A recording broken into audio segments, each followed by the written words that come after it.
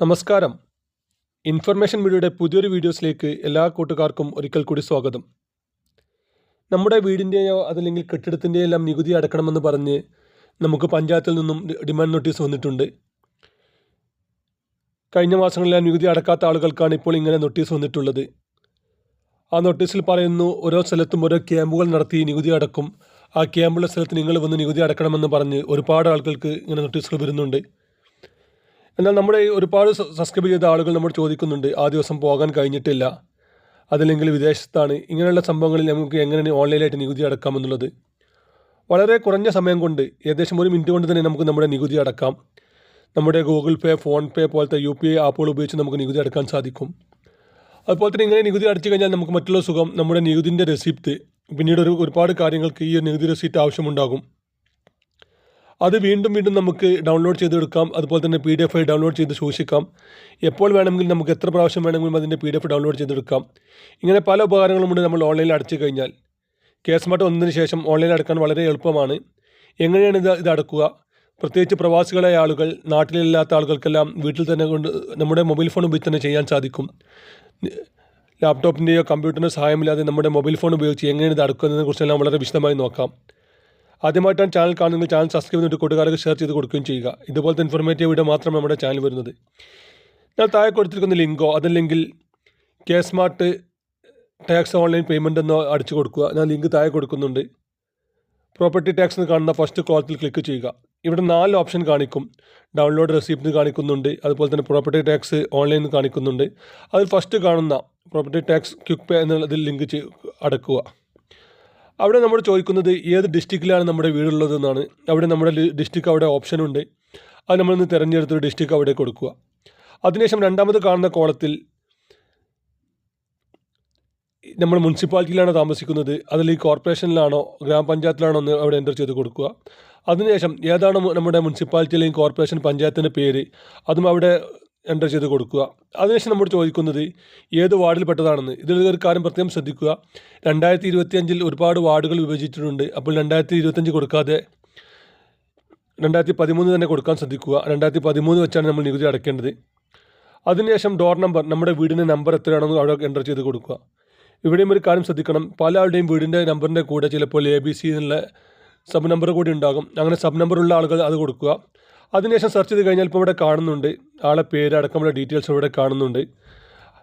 ഇപ്പോൾ ഈ ഒരു വ്യക്തി ഓൾറെഡി ഈ 317 രൂപ അടച്ചിട്ടുണ്ട്. അപ്പോൾ ഇവിടെ നോ പെൻഡിങ് ഡിമാൻഡ് എന്നാണ് ഇവിടെ കാണിക്കുന്നത്. അവർക്കിത് അടയ്ക്കേണ്ട ആവശ്യമില്ല. ഇനി നമുക്ക് ഇതുപോലെ തന്നെ നമ്മൾ അടയ്ക്കേണ്ടത്, നമ്മൾ നോക്കുക, ഇതേ മോഡൽ നമ്മൾ മറ്റൊരാൾക്ക് നമുക്ക് നോക്കാൻ സാധിക്കും. നമ്മൾ അറിയാതെ നമ്മൾ എന്തെങ്കിലും അടച്ചിട്ടുണ്ടോ എന്നല്ല നമുക്ക് ഇങ്ങനെ അറിയാൻ സാധിക്കും. ഇതേ ഓപ്ഷൻ തന്നെയാണ് നമ്മൾ അടയ്ക്കേണ്ടത്. നമ്മൾ മറ്റൊരാളുടെ ഇപ്പോൾ നമ്മൾ നോക്കാൻ പോകുന്നത്. അങ്ങനെ നമുക്ക് ഓരോ ആളുടെയും ഇതിൽ നോക്കി നമുക്ക് മനസ്സിലാക്കാൻ സാധിക്കും എത്രയാണ് നികുതി ഉള്ളതെന്നും എത്രയാണ് നമ്മൾ അടയ്ക്കാനുള്ളതെന്നെല്ലാം നമുക്ക് അറിയാൻ സാധിക്കും.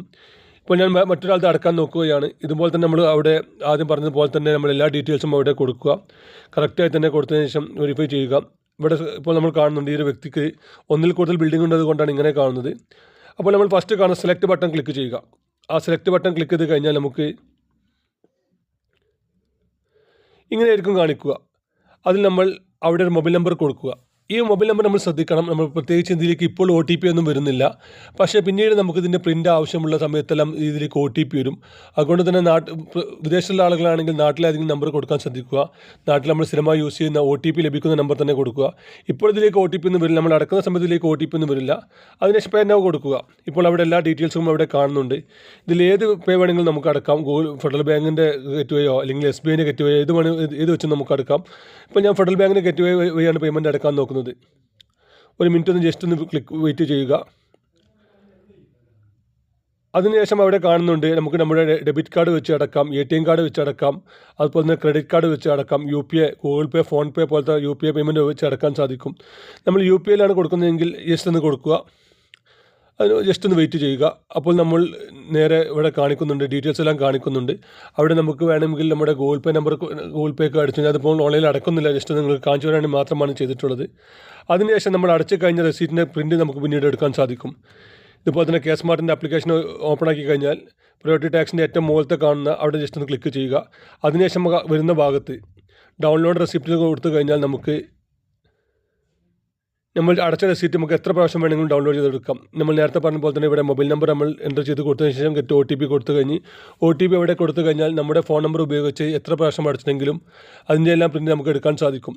ഇങ്ങനെ പ്രിൻ്റ് എടുത്തു കഴിഞ്ഞാൽ നമുക്ക് പിന്നീട് പല കാര്യങ്ങൾക്കും നമുക്കത് ഉപയോഗപ്പെടും. ഒരുപാട് ആളുകൾ മണിക്കൂറോളം വരുന്നതാണ് ക്യാമ്പുകളിൽ മറ്റൊന്നും നമ്മുടെ ടാക്സ് അടക്കുന്നത്. എല്ലാ കൂട്ടുകാരും നികുതി അടക്കാൻ ശ്രദ്ധിക്കുക. ഒരു മാസം കൂടി കഴിഞ്ഞാൽ പിന്നീട് ചെറിയ രൂപത്തിലുള്ള ഫൈനുകളും മറ്റു കാര്യങ്ങളും ഉണ്ടാകും. അതുപോലെ തന്നെ നികുതി രസീറ്റ് നമ്മൾ കൈവശം വെക്കുക. പല കാര്യങ്ങൾക്കും നമ്മുടെ അഡ്രസ് പ്രൂഫ് നമുക്കിത് സൂക്ഷിക്കാൻ സാധിക്കുന്നുണ്ട്.